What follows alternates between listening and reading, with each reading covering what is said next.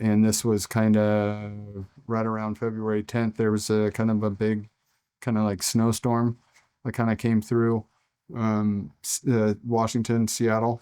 Um, so, I sat once I was actually out of bed and released. I guess the latter part, those 2 weeks, they helped me kind of start walking again. They released me with a walker, but during that weather stint, was released with a walker in the snow.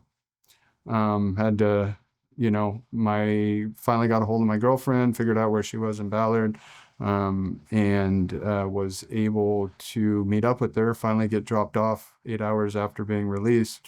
Uh, Finally, the taxi dropped me off there in Ballard. Found my girlfriend, and luckily she had met a gentleman who was a mechanic, had a big, like a 40-foot RV, but had a van that he was fixing up that he was allowing her to stay in.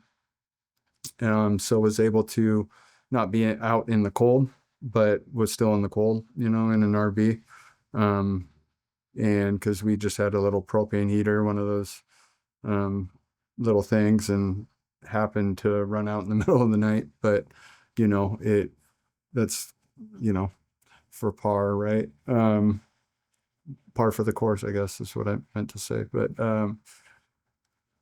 yeah, tried to figure out how I was gonna get, because where we were staying was right next to the Fred Meyer in Ballard.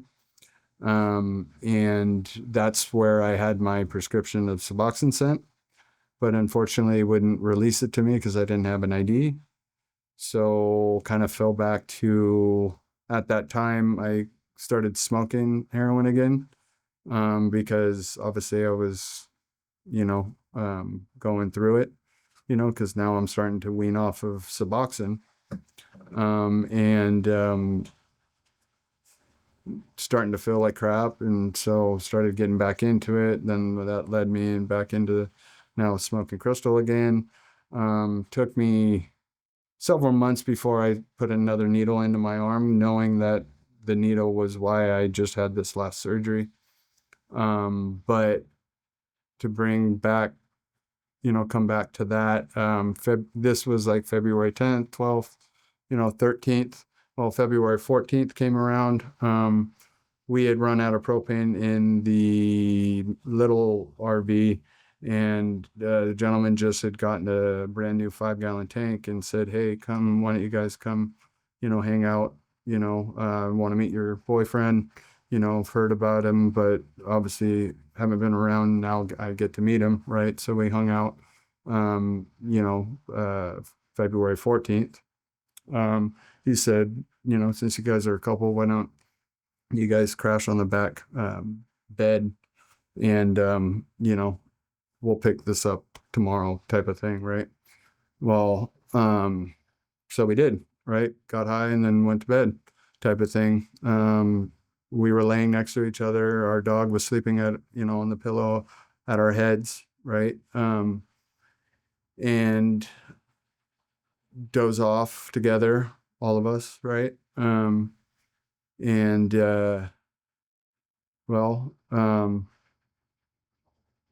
wake up that following morning, um, and I don't know what initially woke me up, but I was the first to awake off the bed. I sit up, and suddenly my, shoulder up was in black soot smoke. And I'm looking around, I'm like, why is there smoke in the, did something fall over, right? Maybe the heater, propane heater fell or something, right? Black soot smoke. I start screaming. I'm like, "Hey, there's smoke in here. Wake up. Everybody wake up." Because he gave us the back bed of his, 40-foot RV, um, there, and he had a couch that folded out. Him and the other two people were passed out on the couch bed, which initially would block the exit out of the RV, right? And knowing that I was released in a walker, and might take me a little bit of time, I knew I would have trouble getting over there, right?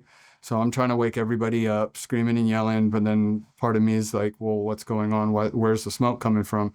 Well, if you were to open up the bathroom in the back of the RV, there it would close off the back bedroom, right? Well, I opened it and there happened to be a candle that had fallen over, that had lit up the side of the bathroom wall, right?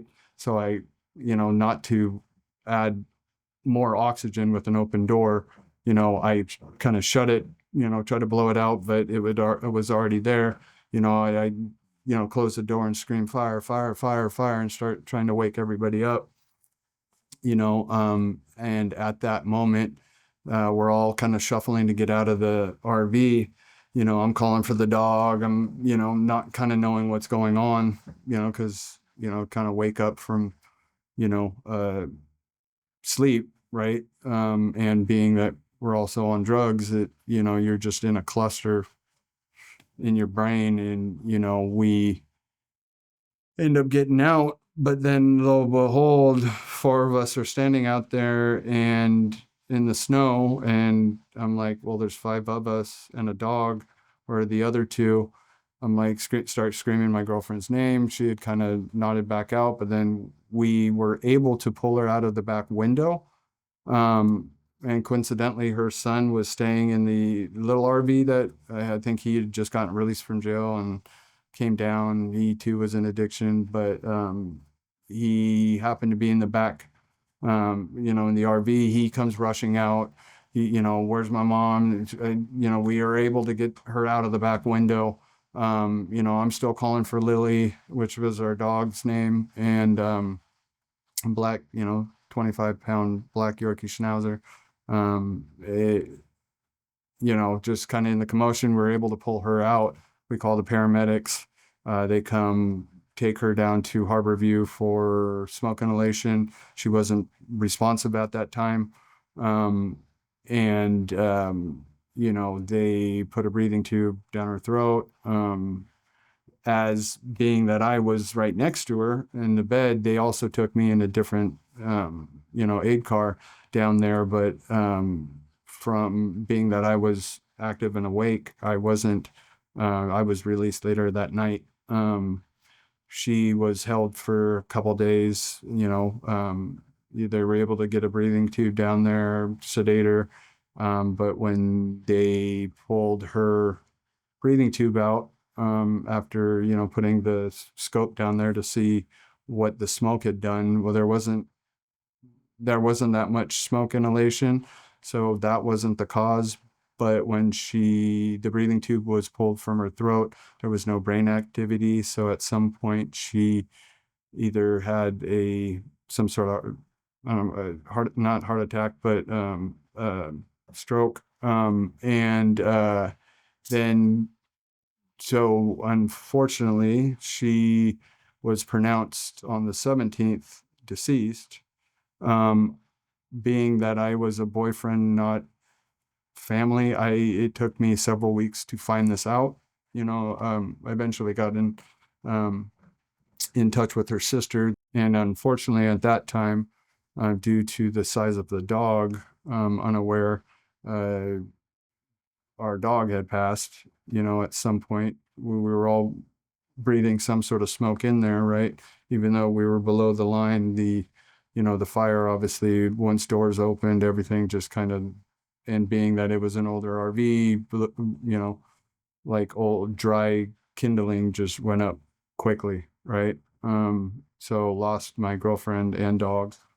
Um, and, being that I was now left alone, while still healing from my first surgery, learning how to walk again. Obviously, the means and the ways I could continue my addictions weren't the same as before I went in that first time, right? So